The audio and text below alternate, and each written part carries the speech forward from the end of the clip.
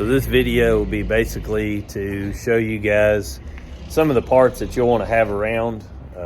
It's hard to think of every part that you would need to have around. You can never have too many, and have all the parts you can afford basically, but some of the ones that you're going to have and will need to have sparingly, I'll show you. Some of the main things will be, I would have a spare set of rollers. You can replace the bearings in these. You can get them from eBay or Amazon. They usually come 10 in a pack, but I've had really good luck out of these, even if they're non-greasable. We don't run the greasable ones. These are just the packed ones, and we run them till they get really, really low. Another thing is your belts. I mean, just like right now, these things are on back order. I know a blue million people that are hurting for them. So you can never have too many belts. One of the things with your drive belt, I would have one of these on hand all the time. And the reason I say that is because, you know, I know on the newer ones, they've put this shroud around through here, and it keeps the blade from coiling up and cutting your drive belt as quick.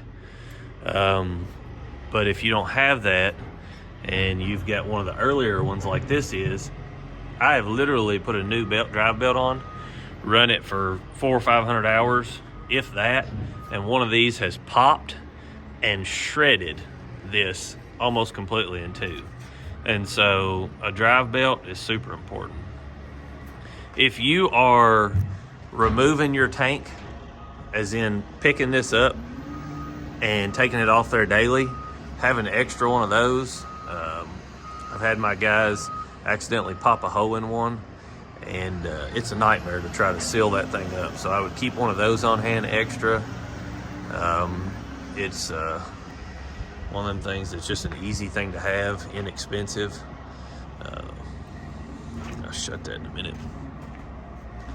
Another thing is your air filters. You want to have those on hand. These belts for your alternator. Like I said, any belt that you've got on there, it's just a simple thing to get a hold of and have on hand. It's better than being down for 3 or 4 hours running around town trying to figure out where your belt's at and where to get it at. Another thing, there's a lot of controversy over this, but is these little fittings.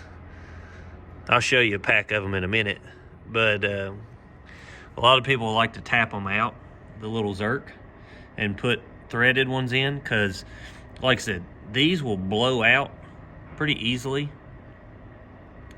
I've probably went through 500 of them. I mean, they're inexpensive, but I just never have drilled it out and tapped it. A lot of people do that, but if you don't, keep those little Zerks on hand. Like I said, I'll show you a pack of them in a minute, and you can pick them up at Tractor Supply, all kinds of other places. I don't think I showed this in the Super 70 video, but we welded this on here, and this is a track bearing saver, and so you don't jar your mill. So basically what happens, let's say you've got a log on here and it's 9 foot. Well, you're not going to hit this, and your gap between there, you can roll it back and have a few inches here and a few inches there, but the gap between there is going to make the end of it a little bit fatter than normal. And without this, what happens is when you start driving it back, the fat end will jar that and hit that really hard, and it's hard on the mill. So we welded those on there, and I never have that problem anymore. I think if you do it and you put it on there, you'll be really happy you did. It's super easy to put on. It's just a piece of tubing, little angle tubing that's just welded down through there.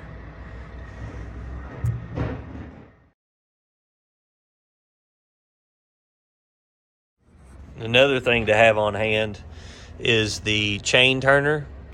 They last a long time. It's not really an issue, but what happens is when it gets down to where it's stretched out, it'll break in half. And so we keep them on hand just in case, you know, you get a big log on there and you break it. It's not like you can just go pick one of those up in town. Yeah, you could makeshift engineer it, but it's just easier to have one on hand. I'll show you guys the Zerks. This is the bearing that goes in those rollers, just in case you guys want to know what it is. Some people like to rebuild them.